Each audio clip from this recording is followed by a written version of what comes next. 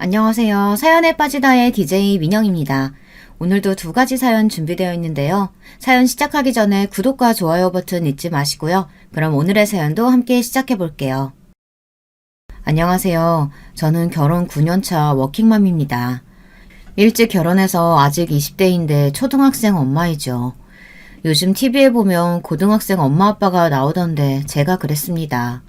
아르바이트를 하면서 만난 지금의 남편과 연애를 했고 아이가 생겨 결혼을 했죠. 당시 저는 할머니와 함께 살고 있었고 할머니께서 돌아가신 뒤에는 학교도 그만두고 생계를 위해 일을 해야만 했답니다. 부모님이요? 글쎄요. 죽었는지 살았는지 아직도 모르겠습니다. 얼굴도 어렴풋하게 기억이 나는 것 같기도 한데 초등학교 입학 전부터 줄곧 할머니와 살았기 때문에 지금 다시 만난다고 해서 알아볼 수 있을지도 잘 모르겠네요. 할머니께서도 엄마와 아빠도 찾지 않는 저를 보면 한숨을 참 많이도 쉬셨어요. 언젠가 잠결에 자식 새끼 버리고 간 연놈들 천벌을 받을 거라고 한 것으로 봐서는 아마도 저는 두 분에게 버림을 받았던 모양이죠. 하지만 저는 할머니에게 두 사람의 몫의 사랑을 듬뿍 받으면서 자랐고 그랬기 때문에 저를 버린 두 사람이 한 번도 그립다거나 보고 싶다거나 하지 않았답니다. 이런 저의 어린 시절의 영향인지는 몰라도 저는 결혼을 일찍 하고 싶었어요. 그래도 너무 어린 나이가 아니냐고 한숨을 쉬시는 분들이 계실지도 모르겠네요. 어떤 분들은 제가 발랑 까졌다고 욕하시는 분들도 계시겠죠. 실제로도 그런 말들을 참 많이 들었고요. 그때마다 기분이 나쁘고 짜증이 울컥 치솟기는 하지만 저는 한 번도 저의 선택을 후회하지 않는답니다. 제가 부모 복은 없지만 시댁 복은 있거든요. 남편도 저도 어린 나이에 생긴 아이 때문에 결혼을 했지만 시부모님께서는 정말 저를 아껴주고 딸처럼 여겨주셨거든요. 저도 알아요. 딸 같은 며느리 없고 아들 같은 사위 없다는 사실. 그래도 저는 정말 시댁에서 딸처럼 지냈답니다. 시어머니께서는 결혼 5년 차에 심장마비로 돌아가셨지만 살아계시는 동안 얼마나 저를 예뻐해 주셨는지 몰라요. 아마 이런 경험을 해본 며느리는 드물지 않나 싶은데요. 하루는 남편이랑 크게 싸운 적이 있었어요. 얼마나 크게 싸웠는지 주무시던 시부모님께서 깜짝 놀라서 나오실 정도였죠. 그렇게 싸우고 너무 억울하고 분해서 진짜 엉엉 소리를 내면서 울고 있는데 그때 시어머니께서 제 등을 토닥이시며 자기랑 자자고 하시더라고요. 우는 제 등을 토닥여 주시면서 괜찮다고 낮이 되면 남편을 호되게 혼내겠다고 말씀해 주셨죠. 이 정도 되면 정말 저 시부모 복 있는 거 확실하죠. 이렇게 저를 예뻐해 주셨던 시어머니께서 갑작스럽게 심장마비로 세상을 떠나시고 저희 집안은 한동안 정막에 휩싸일 수밖에 없었습니다. 원래도 다정하거나 말씀이 많으신 편이 아니기는 했지만 시아버지께서는 하루에 말씀하시는 횟수를 셀 수 있을 정도로 더 줄어드셨습니다. 남편과 저는 시아버지께서 혹여나 나쁜 마음을 먹으면 어떻게 하나 걱정을 태산처럼 했답니다. 그때 해외 발령으로 독일에 계시던 형님과 아주버님께서 강아지를 키워보는 것이 어떻겠느냐고 권해주시더라고요. 그래서 외출하기 꺼려하시는 시아버지를 모시고 유기견 보호소에 가서 귀여운 진도믹스 2마리를 입양했답니다. 아직 한창 애기인 녀석들이었죠. 강아지가 오고 나서 시아버지께서는 예전의 모습을 되찾아 가시는 것 같았어요. 아이들과 매일같이 산책을 나가시면서 밝아지신 모습에 저나 남편도 웃을 수 있게 되었죠. 그렇게 평화를 찾아가는 듯 했어요. 하지만 평화롭던 순간도 금방이더군요. 겨우 안정을 되찾는가 싶었는데 바로 사건이 터지고 말았죠. 바로 작년 시아버지께서 재혼을 하셨거든요. 시아버지의 재혼이 뭐가 문제가 되느냐고 물어보실 수도 있어요. 돌아가신 아내의 추억만 붙들고 살아야 하는 것은 아니냐고 하시면서 이런 이야기를 하는 제가 이상하게 보일 수도 있고요. 하지만 재혼하시고 1년, 그 시간은 저희 가족들에게는 통째로 도려내고 싶은 최악의 순간들이었답니다. 시아버지께서 시어머니를 만난 것은 강아지 운동장이었다고 해요. 한 달에 2번 정도 아이들을 데리고 가셨는데 그곳에서 작은 강아지를 데리고 나온 시어머니를 만났다고 하셨죠. 나이대도 비슷해서 서로 자주 어울렸고 알고 보니 집도 그리 멀지 않다 보니 아이들을 데리고 함께 산책을 나가기도 하며 두 분의 사이는 급속도로 가까워지셨죠. 좋아하는 감정까지 생겼는지는 잘 모르겠어요. 시아버지 말씀으로는 두 분이서 서로 의지하면서 여생을 함께 하자는 이야기를 나눴다고 하셨거든요. 남은 가족들이요. 당연히 속으로는 불편한 감이 있었지만 그래도 시아버지께서 원하신다면 상관없다는 반응이었죠. 고개를 끄덕이며 시아버지의 결정을 축복했고요. 물론 시아버지를 직접적으로 모시고 사는 저희 부부도 마찬가지 생각이었어요. 남편은 시어머니께서 쓰시던 방을 정리하면서 한동안 우울해하기는 했지만 그래도 남은 사람은 살아야 하지 않느냐며 시아버지의 결정을 환영했답니다. 저도 처음에는 그렇게 생각했어요. 시어머니를 직접 보기 전까지는 말이죠. 시아버지께서 인사를 시켜주신다며 집으로 데려오셨는데 첫눈에 저는 무언가 말할 수 없는 불편함을 느꼈어요. 뭐가 문제라기보다는 그냥 첫인상이 좋지 못했어요. 저를 위아래로 보는 시선이 순수하지 못하다는 생각을 했거든요. 이유가 있는 것은 아니다 보니 그저 저는 제가 돌아가신 시어머니를 너무 좋아했기 때문에 이런 마음을 먹는 거 아닌가 싶어 괜히 반성을 하고 있었을 정도였죠. 하여튼 처음 인사를 오신 날 시어머니께서는 혼자가 아니셨어요. 딸이라고 하면서 제 또래의 여자와 함께 오셨죠. 저보다 1살 많더군요. 시어머니께 자식이 있다는 이야기는 이미 들어서 알고 있었기에 놀랄만한 일은 아니었어요. 그런데 시누이는 성격이 좋은 것인지 아니면 생각이 없는 것인지 집에 들어서자마자 저희 시아버지께 아빠라고 부르며 살갑게 하는 것은 물론 남편에게도 오빠라고 부르면서 친근하게 다가왔죠. 물론 제게도 언니라고 부르면서 마치 오래전부터 저희 가족의 구성원이었던 것처럼 행동했답니다. 아빠, 여기가 아빠 집이에요? 나는 어느 방 써요?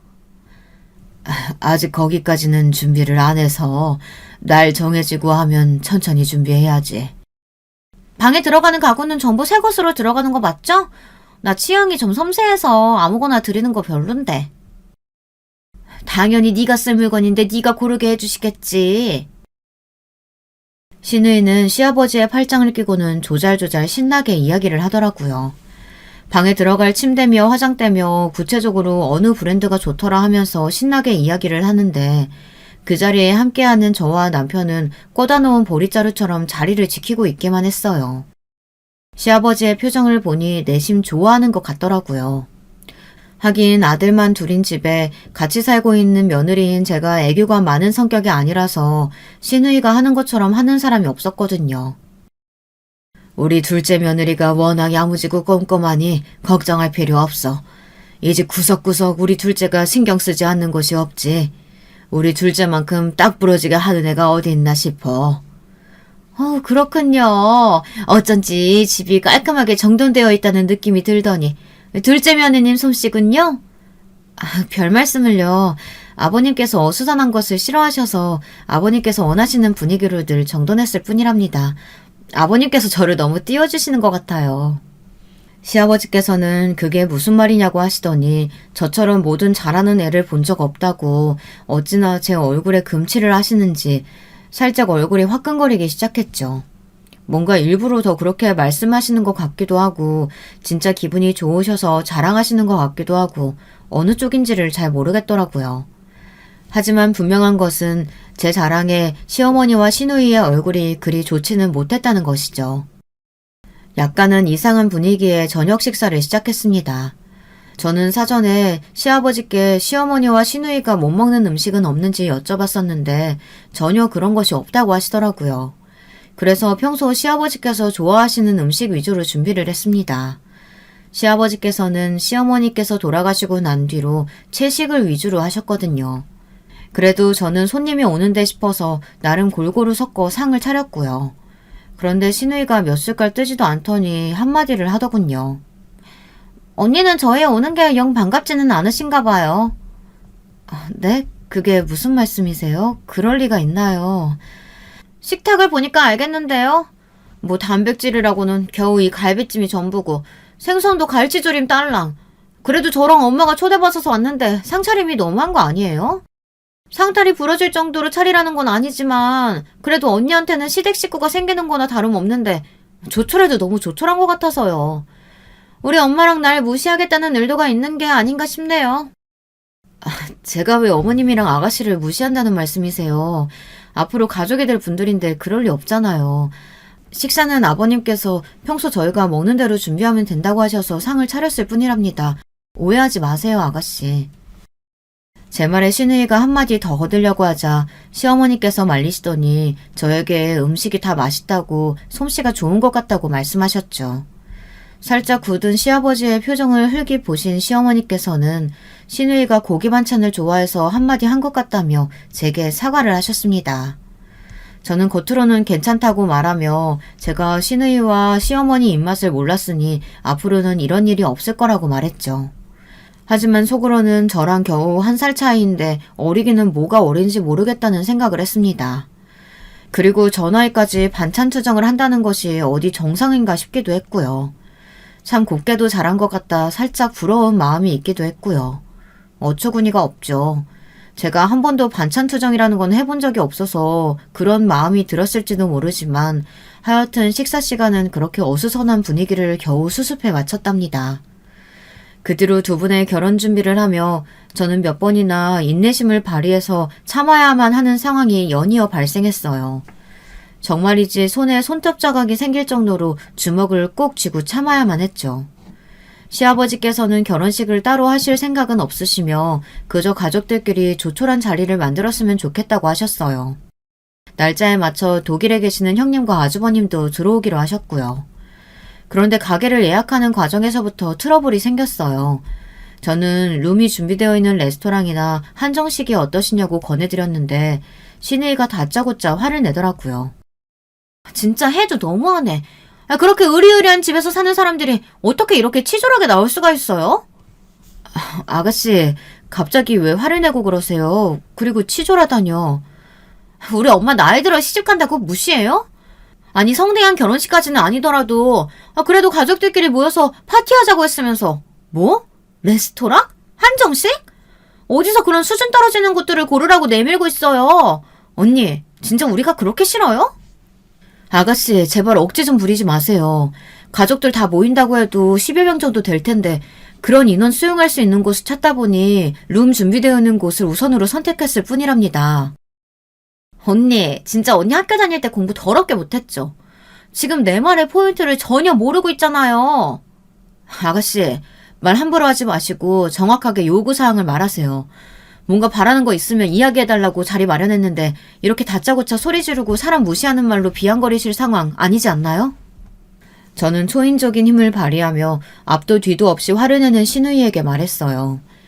이 자리에 남편이나 시아버지께서 계시지 않는다는 것이 얼마나 다행인가 스스로 생각하며 치밀어 오르는 화를 가라앉혔죠. 만약 두 분이 계셨더라면 무슨 사단이 나도 단단히 났을 테니까요. 시아버지께서 제일 싫어하는 것이 사람을 비꼬고 무시하는 태도를 보이는 것이거든요. 하여튼 제 말에 신우이는 끝까지 상대방 의도를 파악하지 못하는 것을 보니 얼마나 제가 무식한지 알겠다는 등의 인신공격을 퍼부었어요. 그 상황에서도 시어머니께서는 아무 말씀이 없으셨죠. 아니 있는 집 사람들이 더하다고 하더니 호텔에서 해도 될 걸 그게 그렇게 아깝냐고요. 내가 지금 룸이니 메뉴니 그런 것들이 문제인 것처럼 보여요? 우리 모녀 무시해도 정도가 있지. 그런 싸구려 레스토랑이 아니라 적어도 5성급 호텔에서는 결혼식 파티 해야 될 거 아니냐고요.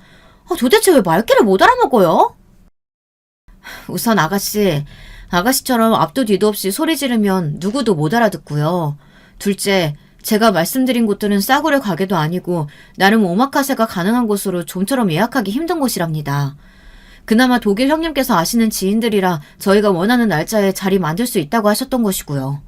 셋째, 호텔에서 해야 한다고 하셨는데 아가씨가 원하는 수준의 호텔들은 6개월 이상은 기다려야 한답니다. 어머님께서 말씀하신 날짜에 할 수 있을지는 미지수라는 거죠. 저의 구구절절한 대답에 신우이는 잠시 멈칫하더군요. 그때 시어머니께서 신우이에게 어련히 제가 알아서 잘 준비했을 텐데 왜 끼어들어 소란이냐며 꾸짖으시더군요. 헛웃음이 났어요. 지금까지 못 본 척하며 가만히 계시다가 상황이 제게 유리하게 흘러간다 싶으니 나서서 신우이를 꾸짖는 것이 빤히 보였거든요. 저는 모르는 척 제 설명이 부족했던 것 같다고 말하며 입을 다물었지만 진짜 이 사람들이랑 한 집에 살아야 하는가 하는 불안감이 점점 치솟고 있었습니다. 그렇다고 이런 일을 쪼르르 시아버지께 달려가서 이야기하는 것도 너무 웃긴 것 같았죠. 결정적으로 크게 터진 것은 함께 가구를 보러 가면서 생겼어요.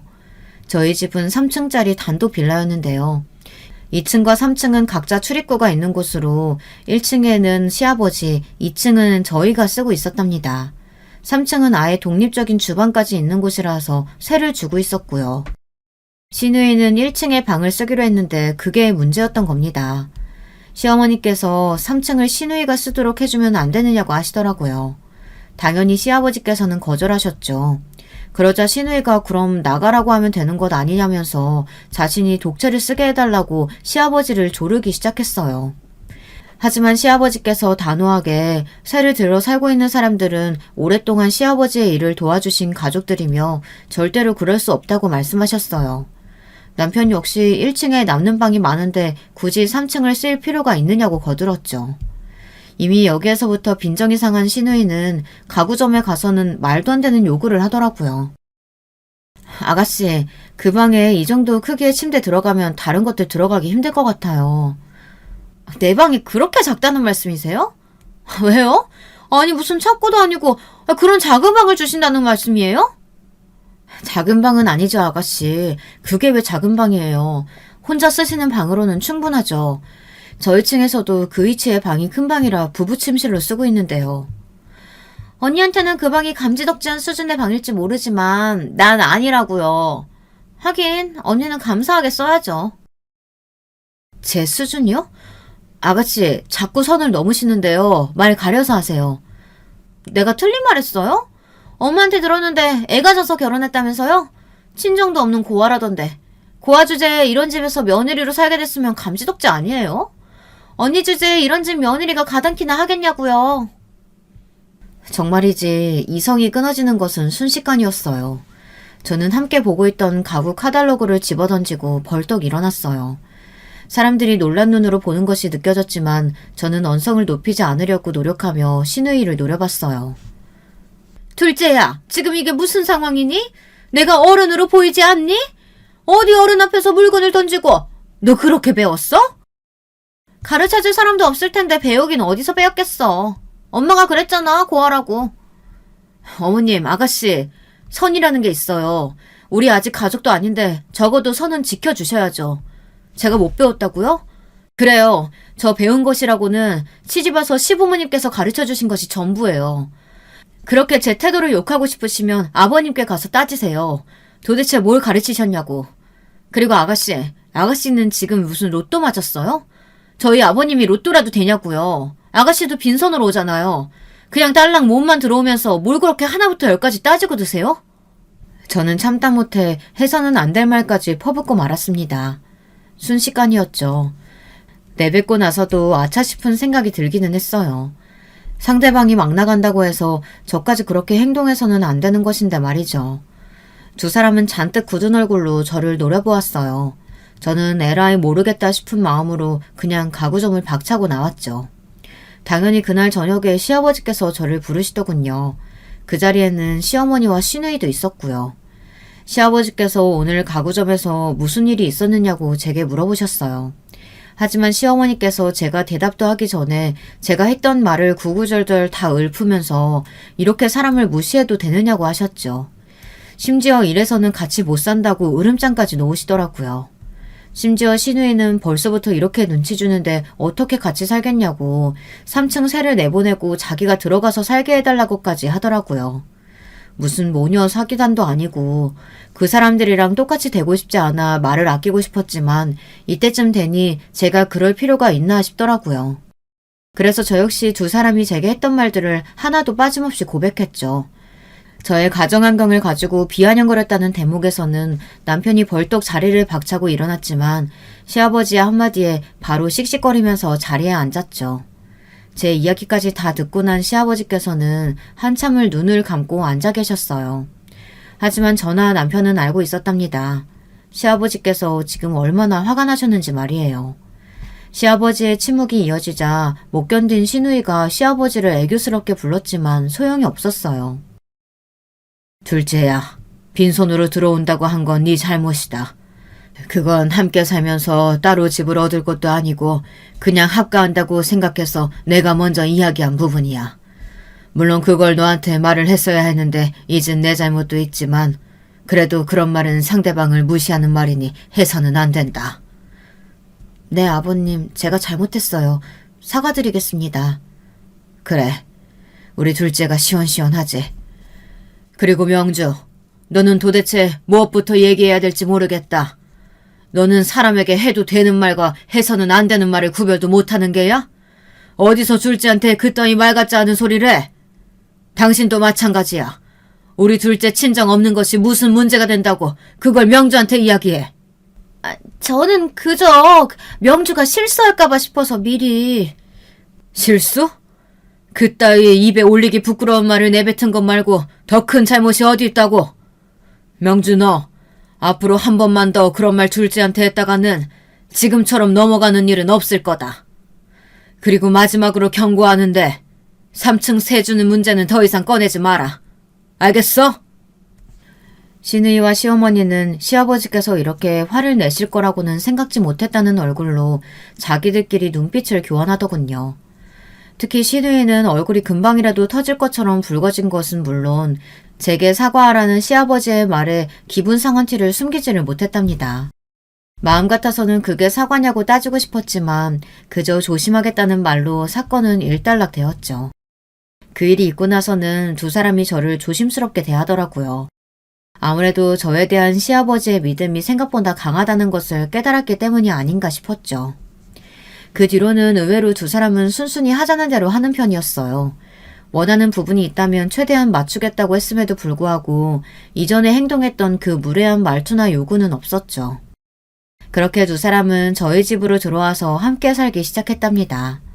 사람이 늘었다고 집안 분위기가 많이 달라졌어요. 키우던 강아지도 함께 들어오면서 3마리의 반려견이 집안 곳곳을 누비고 다녔죠. 남편은 어수선해진 집안 분위기가 좀처럼 적응되지 않는 눈치였지만 저는 사람이면 어떻게든 적응하지 않겠느냐고 하며 웃어 보였죠. 그렇게 함께 살기 시작한 지 한 달 정도 되었을까요? 시어머니께서 저를 부르시더니 따로 이야기를 좀 하자고 하셨어요. 그이가 며느리 자랑을 그렇게 많이 하더니 정말이지 둘째 솜씨가 장난이 아닌 것 같아. 아버님이 예쁘게 봐주시는 거죠. 아직 서툰 것들이 많아요. 아니지. 밖에 일하랴 살림하랴 얼마나 바빠. 가게도 잘 된다며. 소푼샤 관리도 보통 일이 아닐 텐데 이 큰 집 살림에 가게까지. 지금까지 해오던 일인데 힘들기는요. 처음에는 방법도 요령도 몰라서 많이 헤맸는데 지금은 손에 익어서 힘든 일이 있지는 않아요. 좋게 봐주셔서 감사합니다. 갑자기 칭찬을 하는 시어머니 행동에 어리둥절했어요. 무슨 소리를 하려고 이렇게 밑밥을 깔고 있는 건가 싶기도 하고요. 아니나 다를까 시어머니께서는 나름의 꿍꿍이가 있으시더라고요. 제 얼굴에 금치를 그렇게 하고는 진짜 본인이 하고 싶은 말을 꺼내셨죠. 그동안은 안주인 자리가 공석이라 둘째가 다 했지만 이제는 내가 있잖아. 혼자서 힘들어하지 말고 살림은 나한테 돌려주는 게 어때?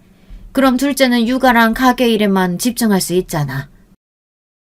시어머니의 돌려준다라는 표현에 어이가 없기는 했지만 저는 방긋 웃으며 시어머니에게 대답했어요. 다소 시어머니의 입장에서는 충격적인 말이었지만 말이죠. 어머님 모르고 계셨구나. 저희 돈 관리는 전부 아버님이 하고 계세요. 저도 생활비 받아서 살림하고 있고요. 매주 가계부 써서 아버님께 보여드리고 있는데 모르셨어요? 생활비를 받아 쓴다니 그게 무슨 소리야? 살림을 그럼 둘째가 꾸리는 것이 아니라고? 네, 저희도 매달 100만 원씩 생활비 내고 있고요. 그 외에 나머지는 아버님께서 주시는 돈으로 해결하고 있고요. 그리고 얼마나 썼는지 아버님께 보여드리고 있어요. 제가 처음 시집 왔을 때부터 지금까지 줄곧 그렇게 해왔는데 아버님께서 어머님께는 말씀 안 하셨어요? 아가씨한테도요? 제가 놀라는 척하며 말씀드리자 시어머니께서는 당황한 기색이 역력하셨어요. 저는 아가씨도 직장인인데 생활비를 내셔야 하는 것 아니냐고 중얼거리기까지 했죠. 시어머니께서는 살림을 쥐고 마음대로 할 수 있을 것이라고 생각했겠지만 어림도 없었어요. 저는 그런 부분이라면 시아버지와 의논을 해보시는 것이 좋을 것 같다고 말씀드렸어요. 그리고 마지막에는 시어머니께서 저 대신 가계부를 써주시면 너무 감사한 일이라고 말하기까지 했죠. 그러자 시어머니께서는 다음에 다시 이야기하자고 하며 급하게 자리를 벗어나셨답니다. 허둥거리며 가시는 뒷모습이 왜 이렇게나 쌤통인지, 10년 묵은 채증까지는 아니지만 한 3년 정도 된 채끼가 가시는 기분이었죠. 시아버지와 시어머니께서 이야기를 하셨는지는 모르지만 살림에 관해 그 뒤로는 따로 말씀이 없으시더라고요. 가계부 쓰는 것에 대해 의논해 보셨냐고 물어볼까 싶기는 했지만 괜히 약 올리는 것 같아서 그만뒀어요. 그 와중에 제가 이상한 장면을 보고 말았어요. 저희 집에는 안 쓰는 방이 하나 있는데요. 그곳에는 남편과 아주버님께서 받아온 각종 트로피들과 시아버지께서 수집하신 물건들이 전시되어 있답니다. 그 중에는 돌아가신 시어머니께서 남기신 물건들도 보관되어 있었죠. 돈이 될 만한 물건들이 들어있는 것이 사실이기는 하지만 그보다는 돈으로 가치를 측정할 수 없는 것들도 있었어요. 하루는 아이들 현장학습이 있다고 하기에 새벽에 일어나 도시락을 싸려고 1층으로 내려오는데 그 방에서 시누이가 나오는 모습을 보고 말았어요. 후다닥 뛰어가는 뒷모습만 보았지만 저는 시누이라고 확신할 수 있었죠. 뭔가 이상한 기분에 저는 시누이가 나왔던 방으로 들어갔어요. 불을 켜고 둘러봤지만 달라진 것은 없더라고요. 시아버지께서 아끼시는 그림도 그대로였고 문을 열어본 흔적조차 없었죠. 저는 그냥 시누이가 잠이 안 와서 들어왔었나 보다 하고 대수롭지 않게 넘겼어요. 하지만 그 괴상한 일은 그 뒤로도 몇 번이나 있었습니다. 그때마다 달라진 것을 찾을 수 없었던 저는 그냥 이 방을 보는 것을 좋아하나 보다 정도로만 가볍게 생각했답니다. 시아버지께서 재혼하신 지 3개월 정도 지났을까. 어느 정도 적응이 된 저는 시누이의 개념 없는 말에도 더 이상 반응을 보이지 않을 정도가 되었습니다. 시어머니께서는 아닌 척하면서 어떻게든 저를 깎아내리려고 발버둥 치셨지만 큰 소득은 없었죠. 그러던 어느 날 시어머니께서 갑자기 앞으로는 아침 준비를 자신이 하겠다고 하더군요. 저와 남편 그리고 아이들은 토스트와 시리얼이면 충분했고 시아버지께서는 야채 주스와 누룽지를 아침으로 드셨어요. 그래서 준비라고 할 것도 없는데 시어머니께서 앞으로 시아버지의 아침은 자신이 하겠다고 하시더라고요. 저는 갑작스러운 통보라서 이상하다는 생각이 들기는 했지만 제가 아침마다 바빠 보이는 것이 미안했다며 1층 가족들 아침은 자신이 하겠다고 강력하게 주장하시니 못 이기는 척 넘겨드렸죠. 그러지 말았어야 했는데 말이죠. 재혼 6개월이 넘어가며 시아버지의 모습이 평소와는 조금씩 다른 것이 보였어요. 워낙 운동을 좋아하시는 분이 점점 기침하는 횟수도 많아지시고 금방 피곤해하셨죠. 병원에서 딱히 큰 문제가 있는 것은 아니라고 했어요. 그래서 그냥 컨디션이 문제인가 보다 넘어가게 되었답니다. 하지만 시간이 지날수록 시아버지의 안색은 점점 나빠지셨어요. 그러던 어느 날 시아버지께서 자전거와 부딪히는 사건이 있었어요. 급하게 응급실로 옮겨졌지만 다리가 부러진 것을 제외하고는 그래도 크게 다친 곳은 없다고 하셔서 정말 다행이라고 안도의 한숨을 내셨어요. 남편은 이왕 입원하신 거 제대로 정밀검사를 받아보자고 했지만 시어머니께서 말리시더라고요. 괜히 나중에 혼나지 말고 그 애가 싫다고 하는데 끝까지 하려는 건 뭐야? 오늘 보니까 체중도 많이 줄었고 무엇보다 기침을 자꾸 하시는 것으로 봐서 문제가 있는 게 분명한데 자꾸 됐다고 하시니까 입원을 하려는 거죠. 아버지가 싫다고 하잖아. 그렇게 꼭 고집을 부려야겠어? 시어머니께서는 나중에 시아버지께 얼마나 혼이 나려고 그러느냐고 남편을 막아 세웠어요. 남편 역시 그런 시어머니께 상관없다고 말하며 정밀 검사를 의뢰하려고 했죠. 두 사람의 다투는 소리에 일어나신 시아버지께서는 무슨 별것도 아닌데 소란이냐고 딱 잘라 빨리 퇴원부터 하자고 하셨답니다. 시어머니께서는 그것 보라고 하면서 의기양양하게 고개를 들고는 저희를 바라보셨죠. 그렇게 얼마간의 시간이 흘렀을까. 한밤중에 큰 소리와 함께 시어머니께서 저희를 부르셨어요. 시아버지께서 갑자기 주무시다 말고 일어나서 미친 듯이 기침을 하시더니 기절을 하셨다며 구급차를 부르라고 하셨죠. 저와 남편은 정신이 번쩍 들었어요. 이게 무슨 일인가 싶어서 서둘러 시아버지께 다가갔지만 온몸을 축 늘어뜨린 모습에 심장이 벌렁거렸죠. 남편은 시아버지를 큰 소리를 부르며 호흡은 하고 계신지 확인했어요. 몇 번 몸을 흔들자 희미한 소리를 내며 시아버지께서 정신을 차리셨죠. 남편은 바로 시아버지를 부축해 업고는 달려나갔고 저 역시 남편을 따라 내달리며 급하게 차 문을 열었어요. 혼이 나간 저희 부부는 시어머니와 시누이가 따라오는지 확인도 하지 못하고 그 길로 병원을 향해 운전했죠. 응급실에 도착한 저희 부부는 혼이 나간 상태로 대기실에서 기다리며 시아버지께 큰 문제가 생기질 않길 기도했어요. 1시간 정도 흘렀나 시누이와 시어머니도 병원으로 오더군요. 저는 왜 이 시간이 되어서야 나타났는지 울문투성이었지만 우선은 입을 꾹 다물고 얌전히 대기실에 앉아 있었어요. 곧 의사 선생님께서 시아버지께서 VIP 병동으로 옮겼다는 이야기를 들었죠. 급하게 올라가 보니 병원 원장님께서 오셨더라고요. 시아버지와 초, 중, 고 동창이신 원장님께서 우선 경과를 봐야 하지만 시아버지께서 많이 심각한 상황이라고 하셨어요. 원장님께서는 대성통곡하는 남편을 달래며 데리고 나가셨고 저는 벌벌 떨면서 시아버지의 손을 잡곤 이 모든 일이 거짓말이라고 해달라고 했어요. 그때였죠. 중문 너머로 시어머니와 시누이의 대화가 희미하게 들리더군요. 저는 무슨 꿍꿍인가 싶어 문으로 가까이 다가가 살짝 열었어요. 소파에 앉은 모녀가 아주 화기애애하게 이야기를 나누고 있더군요. 무슨 뒤처리하는 게 이렇게 힘든지. 조금만 더 늦었으면 눈치챘을 거야. 저 둘째 요주 인물이잖아. 그러니까 엄마 확실한 게 한 거 맞지? 저 용감탱이 엄청 알부자라고 해서 엄마 결혼까지 했는데 이제 와서 헛방이면 공들인 시간이 아깝잖아. 당연하지. 현금 못 돌린 게 아쉽긴 하지만 그래도 저 영감 재산이 엄청 나더라고. 그 골방에 보석 봤어? 그거 알도 큼지막해서 돈도 되겠던데? 그나저나 엄마, 아빠 이대로 죽으면 강남 빌딩은 확실히 내 이름으로 돌리는 거 맞지? 다른 건 몰라도 그 강남 빌딩은 무조건 내 거야. 당연하지. 그것 때문에 늦게 왔잖아. 서류 완벽하게 준비해서 넣어놨으니까 걱정하지 마. 저는 두 사람의 대화에 다리가 후들거리고 손이 벌벌 떨렸어요. 당장이라도 문을 박차고 나가 개소리를 짓거리는 모녀의 머리채를 단번에 다 잡아 뜯고 싶었죠. 왜 저 인간들 대화를 녹음할 생각을 못했을까? 저는 폰을 밖에 두고 온 것이 너무나도 후회가 되었어요. 비틀거리며 시아버지께 다가간 저는 야인 시아버지의 손을 붙들고 왜 저런 인간들에게 속으셨냐고, 저런 짐승인 줄도 모르고 그동안 어머님 아가씨 부른 제 입을 비틀고 싶다고 말했어요. 정말이지 속에서 천불이 다 터질 것 같았죠. 그런데 그때였어요. 분명히 의식을 잃었다고 생각한 시아버지께서 제 손을 억센 힘으로 쥐시더라고요. 저는 깜짝 놀라 소리를 지를 뻔했지만 급하게 제 입을 막는 시아버지 때문에 숨을 들이마시며 소리를 안으로 넘겼죠.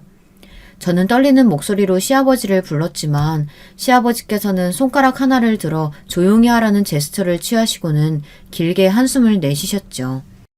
밖에서는 여전히 두 사람의 대화가 이어지고 있었어요. 시아버지가 돌아가시고 나서 무엇을 할 것인지 자기들끼리 계획을 세우며 난리도 아니었어요. 시아버지께서는 제 손이 아플 정도로 세게 쥐시고는 눈을 감고 계셨어요. 파르르 떨리는 눈가를 보며 저 역시 이를 악물었죠. 그렇게 소란이던 두 사람의 목소리가 갑자기 끊기더니 조용해졌어요. 나 아프다고 하는 것들 다 쇼였어. 친구랑 짜고 버린 이야기지. 아마 지금 네 남편이랑 이야기하고 있을 게다. 좀 허접하지 않을까 했는데 잘 속아 넘어가더구나. 하긴 지들이 한 짓이 있는데. 시아버지께서는 자꾸만 무기력해지는 것이 이상해서 따로 정밀검사를 받으셨다고 하셨어요. 그리고 자신이 중독 증상을 보이고 있다는 것을 알게 되셨다고 했죠. 너무 미세한 약이라 목숨에 위협을 받을 정도는 아니었지만 이대로 중독 증상이 이어지다 보면 갑자기 사지에 마비가 올 수도 있다는 놀라운 이야기를 들었다고 하셨답니다. 시아버지의 말씀에 저는 입이 떡 벌어졌어요. 시아버지께서는 그 이야기를 듣자마자 시어머니를 의심하셨고 실제로 자신이 마실 야채 주스에 한두 방울 떨어뜨리려는 것을 확인하셨다고 했어요. 저는 그걸 확인하셨으면서 어떻게 신고를 하지 않으실 수 있느냐고 외쳤죠. 그런 저를 달래시며 시아버지께서는 놀라운 이야기를 하셨어요. 야채 주스에 약물을 넣는 것을 시아버지께 들켰을 때 시어머니께서 올리브유라고 말하며 자신의 야채 주스에도 넣어서는 시아버지와 함께 마셨다는 이야기를 하시더라고요. 온몸에 소름이 돋았죠. 도대체 얼마나 돈에 환장을 하면 그렇게 할 수 있는가 싶었어요. 얼마 뒤 남편에게서 집이라는 연락이 왔어요. 시아버지께서는 집에 가서 신우이와 시어머니가 처리했다는 서류들을 찾고 있을 거라고 하셨어요. 저는 순간 방금 들었던 대화와 그동안 제가 수상하게 생각했던 움직임이 떠오르면서 급하게 시아버지께 수지방에 있던 폐물들의 진위 여부도 가려봐야 한다고 말했어요. 저는 지금까지 제가 본 것들에 대해 솔직하게 말씀드렸죠. 달라진 것이 없어서 몰랐는데 어쩌면 모조품으로 바꿔치기 했을지도 모른다고 했어요. 시아버지께서는 한동안 말씀이 없으셨어요. 그리고는 거기까지 범죄를 저지르고 있을 것이라고는 상상도 하지 못했다고 자신이 사람을 잘못 봤다며 또 한숨을 내쉬셨죠. 저는 가지고 들어온 폰으로 남편에게 문자를 보냈어요. 바로 전화가 오더군요. 그러니까 우리 어머니가 남겨두신 그 보석들, 그것들이 다 모조품일 수 있다는 거야? 그렇지 않고서야 그렇게 뺀질나게 그 방을 드나들 이유가 뭐가 있겠어. 당장 가서 확인부터 해봐. 가죽을 벗겨도 시원치 않은 것들. 우리를 속이고 아버지를 그렇게 만들어? 안 그래도 방금 서류 찾았어. 아버지 금고에 들어있더라. 유언장이랑 서류들이 있는데 아주 내용이 가관이야. 폐물들 확인하고 바로 병원으로 갈 테니까 그것들 나오면 잘 붙들어놔. 남편은 유언장의 일부라고 하며 내용을 불러주는데 아주 가관이더라고요. 저는 어이가 없기도 했지만 시어머니와 시누이가 소름이 끼칠 정도로 무서웠어요. 어떻게 사람의 목숨을 가지고 이렇게 일을 저지를 수 있는가 싶었죠. 전화를 끊고 얼마 안 있어 시어머니와 시누이가 들어왔어요. 제가 두 사람 어디 다녀오느냐고 물었더니 너무 답답하고 속상해서 커피를 한 잔 했다고 하더군요. 저는 시아버지께서 이렇게 쓰러져 계시는데 어떻게 자리를 비우실 수 있느냐고 물었죠. 아직 의식 돌아오기 전이시라면서요. 그럼 돌아오실 때까지 물도 마시면 안 되고 화장실도 가면 안 되는 거예요? 언제 의식이 돌아오실 줄 알고 미련하게. 그리고 의식을 찾을지 아니면 이대로 가실지 모른다면서요. 아가씨, 말 가려서 하세요. 지금 아버지 돌아가시라고 제사 지내는 것도 아니고 어떻게 그렇게 말씀하세요? 둘째, 너야말로 입 조심해. 누구한테 자꾸 소리를 높여? 내가 정말 참아주려고 했는데 우리가 아무리 그래도 시댁 식구인데 너는 어떻게 툭하면 명주한테 소리를 높이니? 신우이라는 자각은 있어? 어디서 시댁 어려운 줄 모르고? 어머님, 지금 저를 꾸짖으실 상황은 아니잖아요. 입이면 아무 말이나 다 해도 되는 줄 아세요? 아가씨가 왜 이렇게 생각 없이 말을 하는지 알겠네요. 제 말에 화가 난 시어머니는 성큼성큼 다가오셔서는 제 뺨을 세게 내리치셨어요. 저는 설마 때리기는 하겠나 싶었는데 번쩍 눈앞에 별이 보이더군요. 이대로 맞아줄 생각이 전혀 없었던 저는 시어머니가 제게 했던 것과 똑같이 시어머니의 뺨을 때렸어요. 철썩하는 찰진 소리가 병실에 울리고 제가 반격을 할 거라고는 예상하지 못했던 시어머니께서는 소리를 지르며 누구 몸에 손을 대느냐고 했죠. 이런 제 모습을 보고 있던 시누이가 괴성을 지르며 제게 달려들었어요. 2대1의 몸싸움이 시작되었죠. 두 사람이 막무가내로 휘두르는 주먹에 맞으면서 저는 손을 뻗어 머리채를 있는 힘껏 잡아당겼어요. 너무 아팠지만 그럴수록 머리채를 잡은 손에 더 힘을 주었답니다. 그때였어요. 당장 내 며느리한테서 손 떼지 못해? 언제 일어나셨는지 시아버지께서 벌떡 일어나셔서는 시어머니와 시누이에게 소리를 지르셨어요. 마치 영상의 일지정지 버튼을 누른 것처럼 두 사람의 행동은 그 자리에 멈췄죠. 삐걱거리는 소리가 들릴 정도로 어색한 움직임으로 시어머니와 시누이는 고개를 돌려 시아버지를 바라보았어요. 그리고는 튀어나올 정도로 눈을 크게 뜨고는 더듬거리며 입만 벌리고 있었죠. 시아버지께서는 천천히 몸을 일으키시고는 당장 그 손 치우라며 연거푸 호통을 치셨습니다. 시어머니께서는 입을 뻐끔거리시다가 겨우 소리를 내 어떻게 일어날 수 있느냐고 하셨죠. 시누이는 반대로 입을 꾹 다물고는 눈을 굴리며 도망가려고 했고요. 저는 급하게 문을 막아서면서 두 사람을 노려보았어요. 당신 의식 없다고 분명히... 왜? 의식이 없어야 하는 사람이 멀쩡하게 자리에서 일어난 게 불만인가? 왜 그렇게 귀신 본 것 같은 얼굴을 하고 있지? 아니, 그게 아니라 위험하다고 했는데 이렇게 고비 넘겨서 너무 좋다, 뭐 이런 말이죠. 의사 선생님 모셔올게요. 시어머니와 시누이는 문을 막아서는 저를 밀쳐내고 밖으로 나가려고 했지만 어림도 없었죠. 제가 끝까지 버티고 서 있었거든요. 시누이는 제게 당장 의사를 불러와야 하는데 이게 무슨 짓이냐며 소리를 질렀어요. 저는 입을 꾹 다물고 그런 시누이를 노려보며 저를 떼어내려는 힘에 버티고 있었죠. 곧 문이 열리는 소리와 함께 남편이 건장한 남자들과 함께 들어왔어요. 그 모습에 안도감이 들면서 팔다리가 후들거리더군요. 남편은 두 사람을 보자마자 으르렁거리듯이 어딜 도망칠 생각이냐며 꿈도 꾸지 말라고 했어요. 가지고 오라고 한 거 다 챙겨왔어? 감정은? 차 변호사님께서 처리해서 오신다고 합니다. 여기 박 변호사님하고 유언장 가져왔어요. 두 사람의 대화에 무언가 눈치챈 시어머니께서는 어떻게든 도망치려고 하셨지만 이미 입구는 건장한 남자들이 지키고 있었기 때문에 불가능했죠. 시어머니께서는 남편에게 이렇게 자신을 막대해도 되는 것이냐며 소리를 지르셨어요. 시누이는 돈이 많으면 마음대로 사람을 가둬도 되는 것이냐고 외치더군요. 그 소리에 남편은 지금 당장 때리지 않는 것만으로도 감사하게 여기라며 맞받아치더군요. 두 사람은 입술을 깨물며 저와 남편을 노려보았어요. 시아버지께서는 아직은 불편하신 몸으로 자리에서 일어나셨어요. 소파에 앉으신 시아버지께서는 억지로 화를 눌러 참는 목소리로 두 사람에게 말씀하셨죠. 강아지 운동장에서부터였나? 어떻게 알고 나한테 접근했어? 무슨 말하는지 잘 모르겠어요. 접근이라뇨, 여보. 하긴 의도가 있든 없든 이제 와서 무슨 소용이겠어. 내 재산에 눈이 돌아가서 그런 파렴치한 짓을 저질렀는데 말이야. 뭐가 그렇게 급해서 제대로 알아보지도 않고 일을 저질렀는지 모르겠군. 금고 속에 있던 유언장은 가짜인데 말이야. 그걸 바꿔치기 한다고 고생했겠어.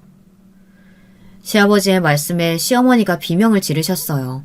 원래부터 가짜가 들어있었다니 그게 무슨 말이냐고 했죠. 다 들통났다고 생각이 들었는지 더 이상 숨길 의지도 보이지 않더라고요. 시아버지께서는 증거를 잡기 위해 가짜 유언장부터 만들어 준비를 했다고 말씀하셨어요.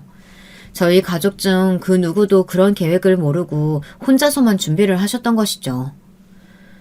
나한테 들키고 수습하려고 자기가 마시는 야채 주스에까지 약 떨어뜨리는 모습을 보고 내가 오해한 건 아니까 착각할 뻔했지 뭐야. 참 독한 여자군. 당신이란 여자. 시어머니께서는 시아버지께 악담을 퍼붓기 시작했어요. 돈을 그렇게 모았으면서도 조금 떼주면 어떻냐고 그렇게 악착같이 손에 쥐고 있느냐는 말 같지도 않는 논리를 펴가며 이 모든 일은 시아버지 때문이라고 말했죠. 정신이 나간 것이 확실하구나 싶더군요. 곧 차 변호사님이 도착하시더니 역시나 예상했던 이야기를 꺼내셨죠. 돌아가신 시어머니께서 남겨주신 폐물들의 60%가 모조품으로 바뀌어져 있다고 말이죠. 보석까지 덜미가 잡힐 거라고는 생각하지 못했는지 시누이의 얼굴이 사색이 되더군요. 모든 것이 다 밝혀졌다고 생각이 들었는지 악다구니를 쓰던 시어머니께서 이혼해 줄 테니 깔끔하게 갈라서 자고 하셨어요. 그리고는 위자료도 필요 없으니 이대로 모르는 사람처럼 살자고 말이죠. 막말로 죽은 것도 아니잖아. 멀쩡히 살아있고 지금 상황 돌아가는 걸 보니 목숨에는 전혀 이상 없는 것 같고 결국엔 우리가 건진 거라곤 보석이 전부인데 그것도 돌려줄 테니까 깔끔하게 갈라서요. 그럼 될 거 아니야. 피해받은 것도 없으니 이대로 끝내자고. 어차피 당신들 손해본 것은 아무것도 없잖아. 치료비? 당신들 돈 많잖아. 병원에서 치료받아. 보석도 돌려준다니까? 그럼 달라진 건 아무것도 없으니까 이제 그만하자고. 시누이와 시어머니는 결론적으로는 아무런 피해 입히지 않았다며 지금 이렇게 자신들을 핍박하는 것이야말로 진짜 범죄가 아니냐고 소리를 질렀어요. 진짜 평범한 사고방식으로는 상상조차 할 수 없는 그런 말을 하고 있었죠. 시아버지께서는 기가 찬다는 얼굴을 하시곤 남편에게 마무리하라고 하시고는 다시 병실 안으로 들어가셨어요. 곧 경찰들이 들이닥쳤고 발버둥 치는 두 사람을 데리고 가버렸죠. 남편은 변호사님을 대동하고 나가서 정리하겠다고 했고요. 다시 조용해진 병실에 원장님께서 언짢은 얼굴을 하고 오셔서는 일이 마무리되어서 다행이긴 하지만 앞으로 치료에만 전념해야 한다고 말씀하셨어요. 한동안은 병원에서 조용히 지내야 한다고 하시며 제게 몇 가지 주의사항들을 알려주셨죠. 그렇게 한바탕 소란이 끝나고 시아버지께서는 혼자 있고 싶다고 하셨어요. 저는 조용히 병실 문을 닫았지만 그 틈새로 숨을 참으며 우시는 시아버지의 소리를 고스란히 들을 수 있었답니다. 저희 집안의 사건은 이것으로 마무리되었어요. 참 어이없으면서도 어떻게 이런 일이 있을 수 있나 싶은 이야기였죠. 이혼 절차야 당연히 진행되고 있는데 아직도 두 사람은 결과론적으로 손해를 끼친 것이 없다며 모든 것을 돌려주겠다고 했음에도 불구하고 과하게 나온다고 맞고소를 하겠다고 한다고 하네요. 정말 아무리 생각해도 이 사람들이 이해가 되지 않더라고요. 여러분들 생각은 어떠세요? 제 이야기를 들으신 여러분들 생각에는 정말 아무도 손해본 것이 없다고 보이시나요? 여러분, 두 번째 사연 시작하기 전에 좋아요, 구독 꼭 눌러주실 거죠? 그럼 두 번째 사연 바로 시작합니다. 기혼 여성분들 중에서는 시부모님과의 관계만큼이나 신경 쓰이고 어려운 것이 바로 동서끼리 잘 지내는 것이란 생각을 가지신 분들이 많으실 것 같은데요. 오늘 제가 소개해드릴 사연, 골치 아픈 동서를 두셨던 사연자분의 이야기랍니다. 안녕하세요. 저는 서울 끝자락에 살고 있는 30대 여성이고요. 사연에 빠지다를 가끔씩 틀어놓는 소소한 습관이자 취미를 가지고 있는데 저의 일화를 사연으로 만들고 싶어서 오늘은 실천해보게 됐습니다. 남들이 보기엔 별다른 큰 문제점 없었던 집, 바로 제 친정 집안이었는데요. 제가 초등학교에 들어가면서부터 아빠가 다니시던 회사를 그만두었고 사업을 시작하셨어요. 엄마는 아빠 뒷바라지를 하며 자식들을 키우셨고요. 전 어렸을 적에 저희 집이 꽤 금전적으로 여유로운 줄 알았어요. 예쁜 옷들도 때마다 살 수 있었고 외식도 자주 하는 편이었으니까요. 실제로 그렇기도 했고 아니기도 했답니다. 이게 무슨 말인가 하면 수입이 아주 불안정했다는 의미죠. 단 10원 한 장도 못 건지고 적자를 보는 상황이 몇 달씩이나 이어지기도 했었고요. 반면에 한 달에 1,000만 원 단위로 돈이 벌리는 때도 있었죠. 그러나 중요한 건 아버지 사업이 적자였을 때가 더 많았다는 사실이에요. 전 위로 언니, 아래로 남동생이 있는데요. 언니가 원래는 착하고 조용했던 것 같은데 중학교 들어가고 나서는 불량 학생이 돼버렸어요. 이상한 친구들을 사귀었고 이성교제에만 관심이 있을 뿐 공부는 뒷전이었죠. 뿐만 아니라 자잘하게 사고도 쳐서 학교에서는 요주의 인물이 되어버렸고 그러자 부모님께서도 다 알게 되신 거예요. 언니가 학교 수업을 땡땡이 치는 것은 물론이고 학원비까지 몰래 빼돌렸다는 것을 아신 부모님께서는 기함하셨어요. 우리가 돈이 어디 있다고! 너 먹이고 입히고 공부시키는 돈! 그거 다 우리 돈인 거 아니야. 너 지금 이러고 있을 때가 아니라 우리 가족 미래를 위해서 죽기 살기로 공부해야 할 때라고 이 철없는 거사. 엄마가 당신의 가슴을 치시며 하시는 발언을 듣고 나서 제가 알게 됐던 거예요. 집안의 비밀을요. 저희 집은 금전적으로 전혀 여유롭지 않았고요. 오락가락하는 수입 때문에 늘 살얼음판이었고 일가 친척들에게서 다 한 번씩 돌아가며 돈을 빌려서 살고 있었죠. 그걸 다 알게 되자 충격이 컸어요. 제가 그때 초등학교 5학년 끝나가던 때였죠. 도저히 철부지처럼 지낼 수가 없어서 용돈이나마 아꼈었고 가지고 싶은 것이 있어도 그게 꼭 필요한 물건이 아니라 사치품이라고 판단이 되면 꼭 참았습니다.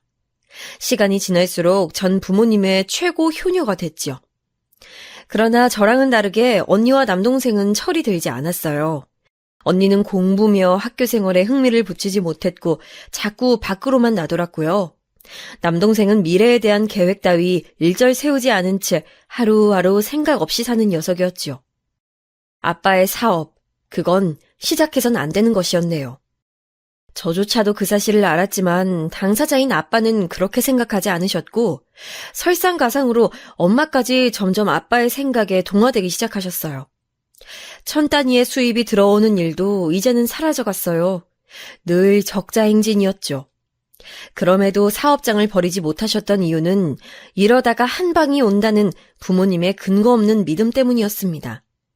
부모님은 고등학교 3학년이었던 언니에게 어차피 그 머리로는 제대로 된 대학을 가기란 무리니까 그냥 대학 가지 말고 공장 들어가서 돈이나 벌어오라고 그랬어요. 그런 말 들으면 공부를 잘하고 못하고를 떠나서 너무 서글픈 게 보통 아닌가요? 하지만 저희 언닌 달랐죠. 대학 가라는 압박이 없어서 신이 난다며 고등학교 3학년 마지막 학창 시절을 헛되게 날려버렸습니다.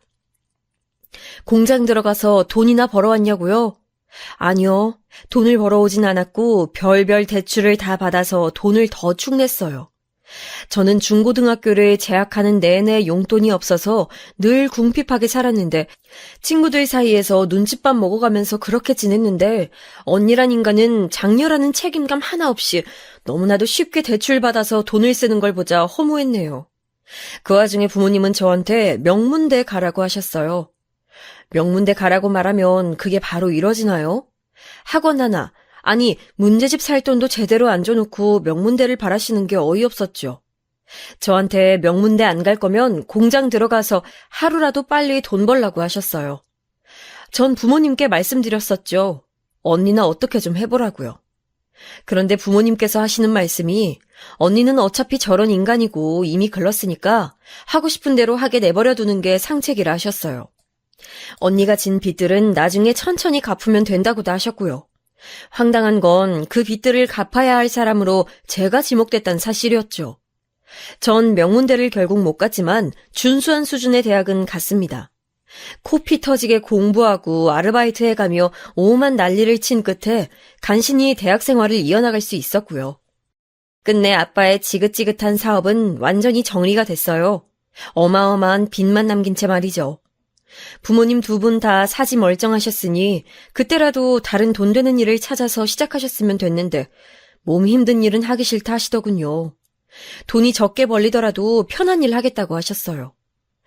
아, 그 앞에서 제가 얼마나 기가 막혔는지 모릅니다. 그리고 제 남동생 말이죠. 아주 어린 나이에 결혼을 해버렸어요. 왜냐하면 역시나 아주 어린 나이였던 올케가 임신을 하는 바람에 그렇게 되어버렸어요. 올케는 집안 사정이 무척 복잡해서 사실상 자기 가족들과 반쯤 인연을 끊고 사는 사람이었고요. 그런 올케가 너무 불쌍하고 측은해서 남동생은 마음을 주게 됐고 그러다 보니까 애가 생겼다고 하더라고요. 전 당연히 두 사람을 반대했어요. 한 생명을 책임지기엔 두 사람이 아직 여러모로 미흡했고 올케는 자기 집안 도움을 기대할 수 없는 데다가 저희 집 또한 코가 석자였으니까요. 그럼에도 혼전 임신 소식에 기함하셨던 부모님께서 결국 남동생과 올케를 받아주시고 마셨죠. 저희 집에서 올케도 같이 살면 되니까 어떻게든 되지 않겠냐는 게 부모님의 뜻이었는데 듣고 있던 저는 속이 탔어요. 부모님은 무능력하시지, 언니는 망난이지, 남동생은 대형 사고 쳤지, 너무 답답했네요. 평생 봐온 제 가족들이었지만 암만 해도 이해가 안 갔어요. 돈 한 푼 제대로 버는 사람이 없는데 마냥 낙천적이고 아무 생각 없는 가족들을 보면서 저만 미칠 지경이었죠. 정말이지 저만 친정 집안에서 이방인 같았어요. 일가 친척들은 전부 다 저희한테 돈을 뜯긴 전적들이 있어서 거의 연락들을 안 하고 지냈어요. 어디에 손을 뻗을 곳도 없어서 철저히 고립된 게 저희 가족이었죠. 게다가 이젠 올케까지 애 낳고 나서 올케가 육아라도 잘했으면 제가 비난은 안 했을 텐데요. 결국 시끄럽게 우는 아기를 봐주는 것도 기저귀 갈고 우유 먹여주는 것도 제 몫이 됐죠. 처음엔 돌아가면서 분담이었는데 점점 저한테 전가가 되더라고요. 목욕을 시키는 것도 아무도 적극적으로 나서지 않아서 제가 씻겼고요. 저라고 애를 낳아보길 했나요? 키워보길 했나요? 해본 적 없었지만 했던 거예요. 누군가는 해야 하는 일이었으니까. 하지만 저는 제 한 몸 챙기기에도 사실 바쁜 처진데 조카까지 돌봐가면서 철없는 올케 교육까지 해가면서 가족들이 또 이상한 사고라도 치고 빚만 들어올까봐 신경 쓰고 감시해가면서 이렇게 지내려니까 미치겠더군요. 몸이 10개라도 부족할 것 같았어요. 거울 속에 저를 바라보면 얼굴이 퀭한 사람이 있었죠. 피부도 푸석푸석하고 다크서클이 턱까지 내려와 있는데 잘도 이런 제 얼굴 보면서 누구 하나 괜찮아? 라고 물어봐 준 적 없다는 게 놀라웠어요. 문득 늦은 시각에 속이 답답해서 집 근처 편의점에 나가서 맥주 한 캔을 먹다가 많은 생각이 들었죠. 전 꿈이 있었거든요. 근사하게 제 능력 펼치면서 그거 뽐내고 인정받고 싶은 꿈이 항상 제 안엔 있었어요. 부모님을 위해 집안일 생각하며 근검절약하는 효녀가 되는 건 제 꿈이 아니었어요. 온 가족의 뒷바라지를 하며 전적으로 희생하는 사람 따위는 되고 싶어 본 적도 없었고요. 이렇게 숨막히게 계속 살고 싶지 않다는 생각으로 새벽이 될 때까지 저는 많은 고민을 했었습니다. 야심한 시각에 집으로 돌아갔는데 아무도 저를 안 기다리고 있었어요. 밤늦게 어딜 나갔냐고 찾는 사람도 걱정하는 사람도 없었죠. 울컥하더라고요. 의무와 희생은 제가 다 하는데 돌아오는 건 조금도 없는 상황. 제가 점차 까칠해질 수밖에 없었다고 생각합니다. 그러다가 어느 날 언니가 명품백을 산 걸 알게 됐어요. 수십만 원대의 준 명품이 아니라 수백만 원대의 진짜 명품 브랜드를 샀더라고요. 고이고이 숨겼다가 저한테 들켰는데 그 돈 어디서 났냐고 추궁했더니 제 카드에 도움을 받았다고 하더군요. 그게 무슨 소린가 싶었는데 제가 통장 개설하면서 함께 발급만 해두었던 체크카드가 있었거든요. 언니가 그걸 찾아내서 썼던 거예요. 저라고 어떻게 돈이 많았겠나요? 그러니까 그건 제 최후의 보루라고 할 수 있는 비상금이었던 것이죠. 야금야금 소중하게 그러면서 처절하게 모았던 돈이었어요. 그 피눈물 나는 제 돈을 명품백 사는데 잘 보탰다면서 헤헤 웃는 언니를 보며 분노로 머리가 지끈거렸습니다. 도저히 참을 수가 없어서 저도 모르게 언니의 뺨을 한 대 후려치고 말았죠. 언니는 이게 뺨을 맞을 일이냐면서 저한테 화를 냈고요. 저는 그 반성 없는 모습에 열이 받아서 언니와 치고 박으면서 싸워버렸어요. 그리고 부모님과 남동생과 올케는 언니 편을 들어줬네요. 이미 가방을 샀으면 어쩔 수 없는 일인데 왜 감정적으로 사람을 몰아세우냐며 제가 잘못한 일이라고 부모님께서는 저를 꾸짖으셨어요. 남동생과 올케는 워낙 자기들이 제가 아닌 언니 같은 유형의 사람들이니까 그쪽에 동질감을 느꼈고요. 잘난 것 하나 없이 능력 없고 잘해보고 싶은 마음은 있는데 모든 게 잘 안 풀리는 언니의 입장이 불쌍하다면서 남동생과 올케는 제 앞에서 언니의 변호를 해줬네요. 제가 자기들 아기를 밤잠 설쳐가며 돌봐준 건 싹 다 잊었나 보더라고요. 그날 알았죠. 저의 지난 세월 그 모든 희생은 아무 의미 없었다는 것을요. 제 친정 식구들에게 저는 부려먹고 희생시키기 좋은 사람일 뿐이었어요. 노력하고 미래를 꿈꾸는 사람은 집안에서 오직 저뿐이었고요. 끝까지 제가 잘못한 거라고 말씀하시는 부모님을 보며 모든 것을 내려놓은 저는 짐을 싸서 집을 나가버렸어요. 가족들 없이 살겠다고 선언했죠. 독립을 하면서 제가 다짐하게 된 것들이 있었어요. 금전적인 불안감 없이 안정적으로 살아야겠다는 것. 현실에 안주하며 많은 것들을 타협하고 쉽게 사는 방법을 행하지 않겠다는 것. 마지막으론 결혼을 하게 된다면 절대 집에 퍼질러져 있지 않겠다는 것이었네요. 아이는 천천히 낳아도 되니까 결코 조급함을 갖지 않겠다는 생각도 미리 가지고 있었고요. 제 스스로를 늘 채찍질하면서 비전 넘치게 미래지향적으로 살겠노라 하는 포부를 세웠어요. 어찌 보면 성공적인 인생을 향한 강박이었을지도 모르겠네요. 저는 고깃집 서빙 일을 하고 카페에서 매장 관리 일을 하는 동안 제가 서비스업에 걸맞은 사람임을 확인할 수 있었죠. 우리나라가 일명 자영업자의 나라라고 불리는 만큼 한번 제 가게를 차려서 운영해보고 싶다는 도전 정신도 생겼고요. 하지만 젊음과 패기만 앞세워서 일을 그르칠 생각 따윈 없었기에 신중하게 일반 회사부터 다녔어요. 업무량이 많은 어느 중소기업에 재직하는 동안 별 거지 같은 사람들을 많이 겪고 그 밑에서 일하느라 스트레스도 많이 받았지만 쌓여가는 통장 잔고만을 바라보며 참았죠. 참고로 저랑 비슷하게 입사했던 사람들은 죄다 저보다 먼저 퇴사했던 곳이었어요. 그만큼 버티기 힘든 곳이었지만 전 오로지 그곳이 돈 모으기 좋은 조건이라는 것 하나만 바라보고 인내를 하며 인고의 시간을 보냈었네요. 꾸준히 돈을 모으며 생활비는 아꼈었고요. 또 쓸모없는 명목으로 돈을 낭비하고 있는 저희 가족들이 자꾸만 저에게 손을 벌리면서 돈을 달라고 했었지만 얼굴에 철판 깔고 안 빌려줬어요. 빌려줘서 그 생활이 해결될 것 같았다면 제가 빌려줬겠죠. 아니, 받을 생각하지도 않고 그냥 돈을 줬을 거예요. 하지만 제 가족들, 제가 직접 평생을 겪어봤기에 너무나도 잘 알았어요. 차라리 돈이 진짜로 아예 없어야 그나마 정신을 차릴 사람들이란 것을요. 그래서 저는 회사에 재직하는 동안 가족들에게는 제 연봉을 밝히지도 않았어요. 돈 달라고 연락 오면 저도 자취하고 생활하느라 이래저래 돈 들어가는 곳은 많은데 박봉에다가 회사 일도 힘들어서 우울증 걸릴 것 같다고 그런 식으로 가족들에게 둘러댔었죠. 지금에 와서 하는 소리지만 그때 제 마음이 정말로 편치 않았습니다. 생판 남도 아니고 제 가족들인데 수입을 속이고 힘들다고 한탄을 늘어놓는 게 최선이라는 것, 이 사실 자체가 저를 서글프게 만들었던 것 같아요. 겉으로 표현해 본 적은 없었으나 늘 외롭고 심란하고 씁쓸했죠. 저는 고된 회사 생활의 마무리를 슬슬 준비하면서 제가 차릴 가게의 구상에 들어갔어요. 사실 맨 처음에는 카페를 생각하긴 했었는데 어렸을 때부터 제가 워낙 요리를 많이 해오기도 했고 자신감도 있어서 식당 쪽으로 생각을 틀었어요. 바쁘게 회사 다니는 자취생 중에서 저처럼 요리 많이 해먹은 사람도 드물 거예요. 청년들이 주로 창업하는 메뉴를 찾아다니며 탐사에 나섰고 가게 오픈을 준비하고 있는 예비 사장님들이 활동하는 인터넷 모임에 가입해서 활동도 시작했어요. 그러다가 어떤 예비 사장님께서 저에게 자기 지인을 소개시켜 주셨고 그 소개받은 지인이 현재 제 남편이 됐습니다. 처음에 그냥 아는 사이로 지냈을 때는 설마 연인 관계로 발전할 거라는 상상도 못했었어요. 남편은 집이 대단한 부자까지는 아닌데 어느 정도 재력이 받쳐줬고요. 대학 나와서 회사 다니다가 그만둔 뒤로는 프리랜서로 일하면서 때마다 일감 받아 처리하며 푼돈을 버는 중이었어요. 푼돈만 벌어도 괜찮았던 것은 남편이 카페를 운영 중이었기 때문이겠지요. 테이크아웃 위주로 돌아가는 작은 카페 사장이 남편이었어요. 그렇게 해서 일반 직장인들보다 조금 더 벌었죠.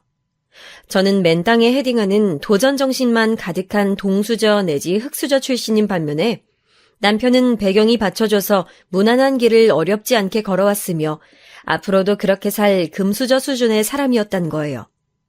당연히 언감생심 남편을 넘보지도 않았건만 설마 그쪽에서 저에게 적극적으로 들이댈 줄 세상에 누가 알았을까요? 당시 남편의 가장 큰 장점이라면 유동적으로 자기 시간을 낼 수 있다는 점이었는데요. 제 일정에 자기가 무조건 다 맞춰줬어요. 저를 위해 이것저것 조건도 안 재고 돌진해주는 남편을 보면서 저도 점차 흔들렸죠. 꿈을 향해 독하게 이악 물고 달려나가는 저를 보며 남편도 느끼는 게 많았대요. 점점 더 저라는 사람이 궁금해졌고 시간이 갈수록 마음이 깊어졌다고 해줬었죠. 근데 오빠, 이런 소리에서 괜히 초치는 것 같아서 미안하긴 한데 난 내가 오빠네 가족들한테 환영받을 수 있을 거라고 생각하지 않아. 그래서 오빠랑 연애하는 매 순간순간이 즐겁고 행복하면서도 함께하는 먼 미래를 상상할 수가 없어. 네가 어떤 생각하고 있는지 알아. 너 만나면서 내가 그런 것 하나도 고려 안 했을까 봐. 걱정하지 마. 너만 나랑 결혼하는 거 좋다고 해주면 나머진 내가 다 알아서 해결할 테니까. 오빠 지금 진심이야? 나 듣기 좋으라고 허세 부리는 거 아니고? 오빠한테 하나 있는 남동생은 나보다 훨씬 더 배경 좋은 여자친구 만나잖아. 그 두 사람은 오래 만났다는 거 보니까 아무래도 결혼까지 갈 것 같은데 여러모로 내가 금세 비교될 것 같아. 아버님 어머님께서도 자연스럽게 내 조건이 못나 보이실 거고 너무 이해가 돼서 내가 오빠를 욕심내기가 힘드네. 넌 우리 아버지, 엄마랑 저녁 한번 먹어본 게 다잖아. 네가 내 부모님에 대해서 예상하고 있는 것들이 만약에 많이 틀린다면 어떻게 할래? 혹시 두 분이 너를 마음에 들어 하실 거라곤 상상도 못 해봤지. 왠지 너라면 그랬을 것 같네. 전 처음에 남편이 장난치는 줄 알았어요. 저 듣기 좋으랍시고 거짓말을 섞고 있는 거라고 생각도 했었고요. 하지만 남편이 저에게 해줬던 말들은 정말 놀랍게도 진실이었답니다. 제 머릿속에선 무조건 연애면 모를까 결혼은 저를 장남에게 허락해주지 않으실 거라고 믿었던 시부모님께서 실상은 반대셨던 거예요. 생활력 강하고 나이에 비해 성숙하고 침착한 성정을 가지고 있는 저의 면모를 두 분은 높이 평가해 주셨습니다. 남편은 살짝 즉흥적인 기질이 있어서 계획을 바탕으로 행동하기보단 일단은 내지르고 나서 상황을 판단하고 수습하는 편인데요. 저는 차분하게 재고 따지고 돌다리도 여러 번 두드려보는 스타일이어서 시부모님께서 보시기엔 제가 남편의 짝으로 천생연분이라 여겨지셨대요. 전 몰랐지만 그간 남편을 통해서 제 얘기도 많이 전해 들으셨었고요. 의외로 쉽게 결혼을 허락받는 쪽으로 진행되니까 이대로 결혼을 정말 해도 될는지 고민도 됐었어요. 하지만 남편이 저한테 제가 친정 식구들에게 기대지 못할 뿐더러 기대기 싫어하는 모습을 알게 된 이후로 자기가 저의 버팀목이 되어주고 싶었다는 얘기를 한 순간 제 마음의 벽이 허물어지더군요. 저의 진심을 담아서 남편을 제 배우자로 아끼며 존중하고 사랑해주기로 결심을 한 후 결혼까지 갔어요. 이 과정에서 친정 식구들하고 설왕설래하는 골치 아픈 일들이 있었으나 시부모님께서 감사하게도 포용해 주시는 바람에 걱정 없이 결혼할 수 있었던 것 같아요. 남들은 결혼하고 나서 시부모님과 갈등 빚고 친정 식구들을 속으로 의지하며 살아간다고들 많이 얘기를 하던데 전 어째 반대였네요. 저랑 맞지 않는 친정 식구들을 대신하여 그 자리에 시부모님 그리고 남편이 차지해 준 것 같아서 많이 기뻤고 또 고마웠어요. 하지만 완벽한 시댁이란 정말 어려운 것인가 보더라고요. 좋은 시부모님 만났더니 이상한 데서 장벽이 튀어나왔어요. 이제 제 동서 이야기를 해야겠네요. 남편에게는 남동생이 한 명 있습니다. 서방님이라고 칭할게요. 저희 부부가 결혼할 때 서방님께서는 회사에 막 들어가서 일을 시작한 신입사원이었고요. 벌이는 잘 쳐줘봐야 보통인 수준이었죠. 그런데 서방님께서는 소위 요즘 스타일로 잘생기셨어요. 제 남편은 남자답게 다부진 인상인데 서방님께서는 곱상하고 선이 얇은 느낌의 미남이세요. 각각 친탁과 외탁을 뚜렷하게 한지라 형제간의 외모가 정말 안 닮았죠. 이런 서방님께서는 오래 사귄 여자친구가 있었는데요. 객관적으로 말하자면 별로 능력 없는 사람이었어요. 무난한 4년제 대학 나온 이후로 단순 사무보조 업무를 하는 직장에 다녔고요. 연봉은 당시 최저 시급에 맞춘 금액을 받았었죠. 그런 직장은 오래 일을 해봤자 취업 시장에서는 물경력으로 쳐주기 때문에 장기 재직에 이점도 없는 곳이거든요. 그런 곳에 다니면서 이직에는 관심도 없었고 자기 개발에도 흥미가 없었으며 딱히 미래 계획도 없이 살고 있던 사람이었어요. 제 동서의 과거가 이랬습니다. 하지만 동서가 그렇게 유유자적한 태도로 살 수 있었던 이유가 존재했는데 바로 집이 어느 정도 산다는 것 때문이었죠. 집안 재력이 받쳐주니까 열심히 살 의지도 이유도 없어서 대학 간판이나 따내고 백수 탈출하려고 아무데나 편한 곳에 취업한 거라고 동서 스스로가 자기 입으로 그랬었죠. 동서가 저보다 나이가 1살 어려요. 그런데 동서가 서방님이랑 한창 결혼 진행 중이었을 때 저한테 어느 날 이러더라고요. 근데 솔직히 1살 차이면 거의 동갑이나 다름없죠. 그렇지 않아요? 언니도 괜히 손윗사람 대우받고 그러시는 거 멋쩍어서 싫으시죠? 그냥 앞으로 저희는 허례의식 같은 거 따지지 말고 편하게 지냈으면 좋겠어요. 언니도 제 이름 마음 편히 부르시면서 대해주시면 돼요. 아, 그래도 엄연히 동서지간인데 그리고 내가 성격이 워낙 스스럼 없이 잘 어울려 지내고 이러는 거랑은 거리가 좀 있어서요. 우리 앞으로 오래오래 볼 사이니까 그만큼 서로를 존중하면서 천천히 가까워지면 좋을 것 같아요. 아, 그러세요? 전 그러시다면 원하시는 대로 하시든가요. 근데 서비스업 일도 해보셨고 앞으로 장사도 하실 거라면서 본인이 내성적이라고 말씀하시는 건 좀 너무 깨는 것 같네요. 제가 싫으면 싫다고 마음에 안 들면 안 된다고 정확히 말씀을 하시든가 그렇게 티를 내주시든가 하면 될 것이지. 굳이 그렇게 이상한 핑계 대시니까 제 입장이 살짝 우스워지잖아요. 아니면 형님 소리 듣고 싶었던 거라고 말씀해 주셨어도 나았을 것 같고요. 안 그래요? 형님. 동서가 하는 소리를 듣고 어찌나 기가 막혔는지 전 할 말을 잃고 멍하게 있었네요. 동서의 성격이 워낙 거침없고 남 눈치 안 보는 스타일인 건 진작에 알고 있었지만 이런 식으로 막무가내처럼 나오는 사람인 건 그때 처음 아는 거예요. 제가 윗사람이고 연상이라서 대우받고 싶다는 생각 따위 그땐 가지고 있지도 않았어요. 그냥 사람 대 사람으로서 기본적인 예의도 안 지키는 것 같아서 동서의 태도가 불쾌하게 느껴졌을 뿐이죠. 이런 사람이 제 동서로 결국 들어온다는 것에 한숨이 나왔었답니다. 되도록 깊이 엮이지 않고 살아야겠다는 다짐을 했었던 것 같네요. 전 결혼하고 나서 꼬박 3년 뒤에 제 식당을 개업했어요. 꿈에 그리던 나의 가게라는 것이 너무 벅찰 만큼 소중해서 제 모든 열정과 노력을 다 쏟아부었고요. 남편이 자기 카페를 오토로 돌리고선 제 식당 일을 전적으로 도와줬어요. 저 개업하고 나서 동서가 처음으로 놀러 왔을 때 저랑 남편이 함께 왔다 갔다 하면서 일을 하는 모습을 유심히 봤었나 봐요. 먹으라는 밥은 안 먹고 제게 이런 말을 했었죠. 형님은 아직 아이 생각 없으세요? 아주버님이랑 너무 금슬이 좋아 보이시는데 아직까지 소식이 없는 게 희한해서요? 동서가 보기에도 내 일상이 너무 바빠 보이지 않아? 이제 막 내 일을 진짜로 시작해보려는 참이라서 아이 갖는 건 천천히 생각해봐야 할 것 같네. 임신만 하면 어떻게든 출산까지 하게 돼 있어요. 낳아놓으면 애는 또 어떻게든 키우고 자라게 돼 있고요. 한 살이라도 젊으실 때 첫째 낳으시는 게 좋을 것 같아서 제가 조언 드려본 거예요. 빈정거리는 말투에서 절 진정으로 위하는 마음이 느껴지진 않았지만 그걸 제가 어떻게 조언이랍시고 받아들일 수 있었을까요? 동서는 결혼하고 얼마 안 돼서 바로 임신했었고요. 임신한 거 알자마자 일은 그만뒀어요.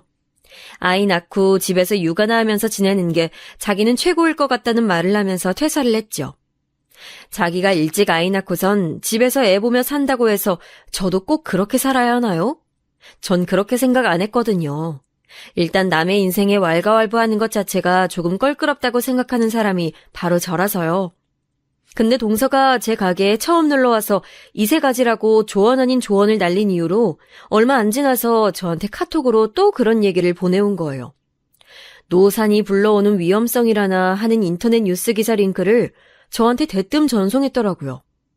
그러면서 제가 애 낳는 것보다 자기가 둘째 가져서 낳는 게 빠를까봐 걱정된다는 사족도 덧붙여왔어요. 정말 쓸데없는 오지랖이라 생각이 들어서 그간은 동서가 싸가지 없게 굴어도 그러든지 말든지 계속 무시하면서 지냈지만 따끔하게 한마디 해줬죠.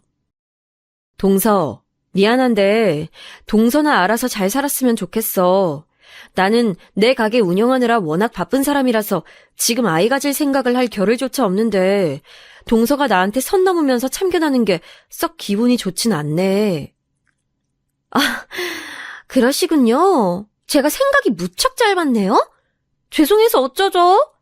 전 워낙 금전적으로 어려워 본 적이 없었기 때문에 형님처럼 아등바등하면서 뭐라도 하나 해보려는 애쓰는 모습이 저한테는 없었거든요.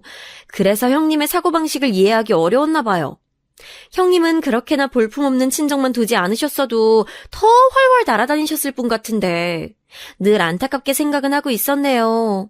부유한 편에 속한 친정을 둔 저랑은 인생의 출발점부터 다르셨으니까요. 동서는 별로 필요 없는 발언을 아무 때나 날리는 버릇이 있네. 육아 스트레스 때문에 많이 지쳤나 봐. 정신이 오락가락하는 것 같아서 걱정돼. 본인 스스로를 추스르기도 힘들어 보이는데 내 사정에 참견까지 하진 않는 게 동서한테 이득일 것 같네. 알아들었지? 제가 차분하게 동서의 날뛰는 망아지 같은 기운을 눌러줬었죠. 동서는 대꾸도 제대로 못한 채 먼저 전화를 끊었었고요. 그 이후로 동서가 저를 마주치면 표정이 썩어 들어가더군요. 제 가게에 먼저 놀러오지도 않았고요. 바란 적도 없으니 잘 됐나 싶었네요. 몇 달이 지나서 시댁 식구들끼리 다 뭉쳐서 제 가게에 밥 먹으러 왔을 때 거기에 동서가 포함되어 있었기에 그때 한번 왔었고요. 그때도 동서랑은 별로 말도 안 나눴어요. 그냥 인사만 한 게 다였죠. 남편이 저한테 동서랑 싸웠냐고 그랬는데 전 그저 싸울 만한 건덕지도 없는 사이라고 딱 잘라 말했었습니다. 동서도 제발 저를 그렇게 생각해 주길 바랐고요. 그런데 시댁 식구들의 단체 방문 이후로 다시 몇 달이 지났을 때 동서가 제 가게로 왔어요. 이번엔 서방님 시조카도 함께였죠. 세 식구가 왔던 거예요. 서방님은 그 이전에도 자기 친구들하고 두어 차례 따로 왔었기 때문에 전혀 놀라신 눈치가 아니었는데 동서는 모르고 있었나 봐요.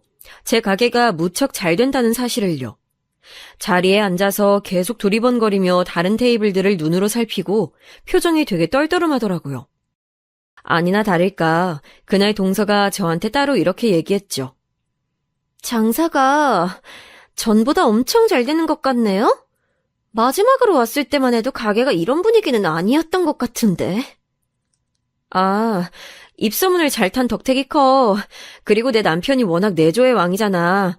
날 팍팍 지원해주면서 굳은 일 다 하고 집에선 내가 손 하나 까딱 안 하도록 모든 집안일을 자기가 다 해놓으니 내가 마음이 편해서 가게 일에 온전히 집중을 해온 것 같아. 네? 아주버님께서요? 형님께 잘하시는 건 알았지만 그 정도일 줄은 몰랐네요. 아주버님께서는 생기신 거랑은 다르게 섬세하신 분인가 봐요? 동서가 무척 당황한 기색을 숨기지 못했었죠. 전 그 이유를 알았어요. 왜냐하면 제 남편과 반대로 서방님께서는 은근히 성깔 있고 다혈질이었거든요. 형제가 각각의 외모와는 상반된 성격을 가지고 있었던 것이죠. 서방님께서는 아주 좋은 표현으로 상남자 같은 분이셨고 나쁘게 말하자면 가정적인 것과는 거리가 먼 분이셨네요. 저도 그런 인물인 줄 몰랐다가 차차 겪으면서 또 시부모님과 남편에게 여러 일화들을 듣고 나서 서방님의 진면목을 알게 됐던 거예요. 그런 사람을 배우자로 두었으니 동서가 제 남편의 다정다감한 면모에 놀랐던 것이죠. 어째서 형제가 그렇게 다른 것일까 궁금했을 테고요. 제가 그런 동서의 심리를 크게 건드렸던 것인지 어떤 것인지 그로부터 얼마 지나지 않았을 때였는데요. 중요한 제사가 있어서 밤늦게 시댁에 다들 모인 날이었죠. 그런데 동서가 저한테 슬쩍 시비를 걸더라고요. 말도 틱틱거리면서 해댔고요. 전 애써 무시했습니다. 그런데 그걸 시어머니께서 보셨던 모양이에요. 따로 저희 두 사람을 불러놓고 동서를 다그치셨어요. 손윗사람에게 예의 차리면서 행동하는 것이었죠. 저는 시어머니께 감사해서 속으로 감동을 하였고 옆에서 동서는 분하다는 듯이 입술만 꽉 깨물고 있었네요. 그날 제사 다 마치고 각자 집으로 가는 길에 지하 주차장에서 헤어지려고 하는데 동서가 제 쪽으로 오더니 이런 말을 날렸습니다. 왜 자꾸 타고난 것 하나도 없는 게 기어올라서 내 계급에 맞추려고 하지? 태생이 못났으면 그대로 주저앉아 있어야지. 왜 신분 상승하려고 발악을 해대냐고. 짜증나네. 제가 직접 가게를 운영해보며 느낀 것은 세상엔 다채로운 미친 사람들이 많다는 것이었어요. 또한 사장으로서 인내하고 참아야 하는 순간이 너무나도 많다는 것이었죠. 웬만한 기행에는 내성이 생겨 있었고 참는데 도가 터 있었기에 망정이었지. 안 그랬다면 동서의 머리채를 잡아 뜯었을 거예요. 살면서 그런 어처구니 없는 소리를 들어본 게 처음이었네요. 동서는 코웃음을 치면서 몸을 휙 돌리더니 먼저 가버렸죠. 집에 가는 동안 남편이 저한테 동서랑 무슨 일 있었냐고 또 물어왔는데 전 웃음 섞인 한숨만 내쉬었네요. 똥이 무서워서 피하는 건 아니란 심정으로 어쨌든 동서와 최대한 엮이지 않는 것이 상책이란 다짐을 재차 했었는데요. 사건은 그로부터 바로 얼마 후에 터지고 말았습니다. 동서가 기어이 정신 나간 짓을 하고 말았는데요. 자기 친구랑 제 가게를 왔어요. 딱 봐도 동서랑 손발이 아주 잘 맞아 보이는 친구였고요. 명품 손가방 든 거나 비싼 운동화 신은 것만 봐도 동서랑 스타일이 비슷하더군요. 그리고 저는 그 친구의 얼굴을 일전에 본 적이 있었어요. 헬스장에서 몇 번 봤었거든요. 하지만 그쪽은 저를 못 알아보는 눈치였어요. 아무래도 헬스장에서는 고무줄로 머리 쫙 묶고 운동복만 입는 반면에 가게에서의 제 차림새는 완전히 딴판이었으니까요. 그런데 주문을 하고 나서부터 동서랑 그 친구가 자꾸 키득키득거리면서 자기들끼리 웃더라고요. 딱 봐도 별로 좋은 예감이 들지 않아서 애써 그쪽을 안 쳐다보려고 했죠. 메인 메뉴는 제가 직접 테이블에 갖다 줬는데 동서가 자기 친구를 소개해 왔어요. 인스타에서 그 친구가 엄청 잘 나간다고 어디 식당 다녀왔다고 글을 올리면 홍보 효과도 대단하다고 하더라고요. 업체에서 협찬 요청도 끊이지 않고 들어오는 사람이라고 했어요. 제 가게 글도 올려주겠다고 하길래 전 너무 고마운 마음이 들어서 그렇게 해주시면 좋겠다고 대답했었고요. 음료수도 무료로 제공했어요. 둘이서 중사이즈 시켰었는데 소자 가격으로 결제받았고 사이드 메뉴 시킨 건 아예 제외해줬네요. 동서가 덕분에 저렴하게 친구랑 잘 먹었다고 웃으면서 나가길래 제가 웬일이지? 철들었나? 이런 생각을 했었고 그 순간만큼은 저도 흐뭇한 마음이 들었었죠. 하지만 그건 저만의 착각이었고요. 그날 저녁에 동서한테서 카톡이 왔어요. 제 가게에서 늦은 점심을 먹은 이후로 계속 배가 아파서 소화제를 먹었는데도 안 나았대요. 그래서 식은땀 흘리고 방바닥을 굴러다니다가 못 참아서 결국 병원에 가는 길이라고 하더군요. 제가 깜짝 놀라서 왜 미련하게 참고 있었냐고 얼른 병원 가서 치료받고 상태 좋아지면 알려달라고 그랬어요. 간이 좀 맵게 나갔던 것 같다고 미안하다는 사과도 덧붙였고요. 그날 밤 늦게 동서한테서 카톡이 왔는데 자기가 다음에 따로 이야기를 하겠다고 하더라고요. 갑자기 뭔 따로 이야기를 한다는 건지 당황스러웠는데 일단 아픈 게 가라앉은 것 같아서 다행이라고 생각했어요. 그런데 그 다음 주였죠. 동서가 저한테 청구서를 보내왔어요. 이게 도대체 뭐 하는 청구서인 거야, 동서? 저 배 아파서 죽을 뻔했던 거, 그때 마음고생하고 전전긍긍했던 것에 정신적 보상까지 다 받아야겠고요. 그날 이후로 매운 갈비찜 사진만 봐도 속이 쓰리고 식은땀이 줄줄 나는 기분이 들어요. 앞으로 후유증도 걱정되고요. 넉넉하게 1,000만 원 형님께 받아놔야 제가 정상적인 생활을 할 수 있을 것 같아요. 뭐라고? 100만 원도 아니고 지금 1,000만 원이라고 말한 거 맞아? 네, 1,000만 원이요. 솔직히 저한텐 대단히 큰 돈은 아닌데요. 그냥 형님의 진심 어린 사과를 가늠하는 척도인 거예요. 그러니까 1,000만 원 주세요. 황당무계한 청구서 내용을 다시 훑어보던 제가 피식 웃으면서 물어봤어요. 서방님도 알고 계시냐고요. 그랬더니 모르고 있지만 제가 말을 전해도 상관없다고 하더라고요. 대신에 저희 선에서 깔끔하게 해결보기를 원한다고도 했고요. 전 이딴 사유로 1,000만 원은 줄 수 없다고 그랬어요. 그러면 제가 용을 쓰고 기를 써서라도 형님 장사 망쳐놓을 건데요? 입소문으로 뜨셨으니까 이제 입소문뿐만 아니라 인터넷에서 떠도는 소문들로 망하실 차례가 된 것 같네요. 인스타랑 동네 맘카페부터 제가 싹 다 작업 들어갈게요. 아, 동서. 내가 생각을 좀 해보고 연락 줄게. 그래도 되지? 네? 그 생각 너무 오래 하시진 마시고요. 기다려 드릴게요. 빠른 연락 부탁드려요.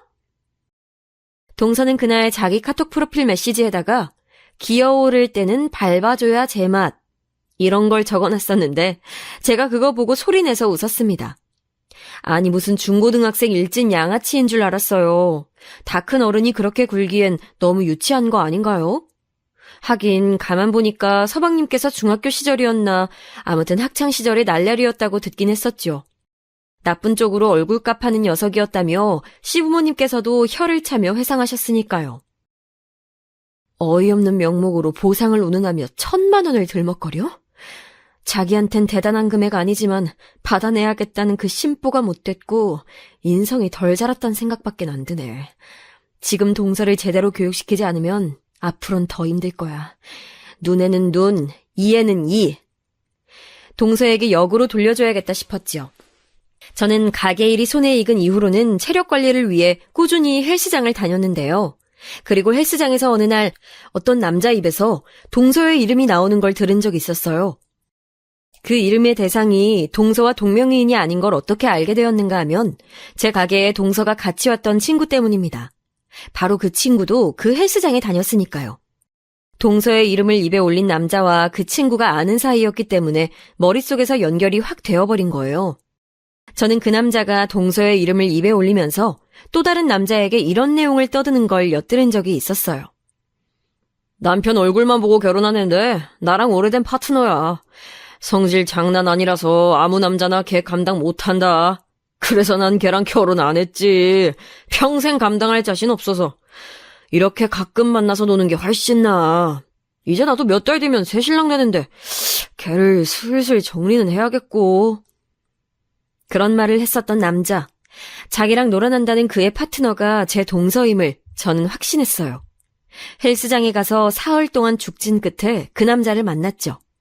길게 끌 것 없이 바로 동서 사진부터 보여줬어요. 이 사진 속 여자랑 바람난 거 알고 있어요.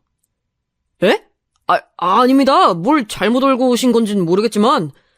아, 그러세요? 곧 결혼하시죠? 그럼 제가 그쪽 파혼부터 시켜드릴까요? 저한테 왜 이러세요? 원하시는 게 뭔데요? 이 여자 제 동서예요. 전 그쪽 결혼 망칠 생각 없고요. 그냥 동서랑 한 가족으로서 손윗사람으로서 따끔하게 교육을 시켜주려는 것뿐이죠. 옳은 길로 인도하고 싶거든요. 그러니까 동서랑 밀회를 가졌던 증거 저한테 주세요. 그러면 깔끔하게 그쪽은 놓아드릴게요. 사색이 된 그 남자가 저한테 증거들을 넘겨줬어요. 주로 카톡 내용이었죠. 동서가 그 남자한테 눈 감고 주둥이 내밀고 있는 사진들은 정말 천박했네요. 아이를 낳은 채로 네가 우리 애기 아빠가 될 수 있었는데 아쉽진 않고 내 유전자 받으면 다 예뻐 크크 이런 내용 보낸 것도 있었고요. 저는 자료를 정리한 후에 동서한테 나오라 그랬어요. 제 가게 근처의 스타벅스에서 만났네요. 동서가 한껏 으스대는 표정으로 나타나서는 자기가 커피를 쏘겠다고 하더군요. 1,000만 원 받을 생각에 신났었나 봐요. 그래서 제가 커피 말고 비싼 거 시켰습니다. 스타벅스에서 7,000원짜리 메뉴 시켜놓고 동서랑 마주 앉아서 본론에 들어갔죠. 동서, 우리 우선 각서 먼저 써볼까? 돈이 오가면 입을 다물겠다는 내용이야. 그렇게 말을 하며 저는 동서의 불륜 증거를 정리해서 인쇄한 것들을 모은 파일을 내밀었어요. 고개를 갸웃하며 파일 안을 살펴보던 동서가 금세 손을 떨었죠. 말도 안 돼. 이걸 대체 형님이 어떻게... 아무것도 묻지 마. 딱 하나만 알려줄게. 네가 부른 비용의 2배. 난 2,000만 원 받아야겠어. 미쳤어요? 협박죄로 고소할 거예요. 2,000만 원을 뜯어내겠다니 이게 무슨 허무맹랑한 일이에요. 진짜 황당하네. 동서가 얼굴이 시뻘개져서는 외치길래 저는 파일에 든 어느 종이를 앞으로 빼서 동서에게 내밀었어요. 거기엔 동서가 그 남자한테 보낸 카톡 내용이 있었죠. 그년 역시 별거 아니더라. 크크크. 배 아픈 척 연기하면서 보상 요구하니까 꼬리 내렸음. 1,000만 원 받으면 그걸로 호텔에 밥 먹으러 갈 거임. 내 위장은 튼튼하니까. 너 정말 유치하고 저급하다. 나이 먹고 결혼해서 애까지 낳았는데 언제까지 일진놀이 하면서 살 거야? 네 친정 식구들한테는 안 부끄럽니? 아, 너 친정 언니가 쇼핑몰 운영한다 그랬지? 인스타에서도 잘 나가던데. 내가 네 소식 좀 쇼핑몰이랑 인스타에 공개해줘야겠네. 네 소문 좀 내야겠어. 사이트가 어디야? 말해줄래? 아니면 내가 알아낼까?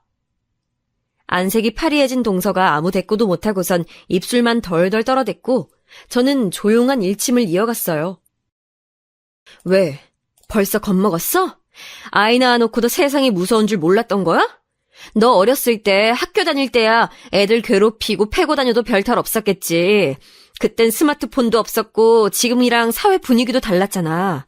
근데 지금은 아니야. 너 옛날처럼 까불고 다녔다간 그대로 골로 가는 거야. 네 애가 커서 네 행적 알게 되면 어떨 것 같아?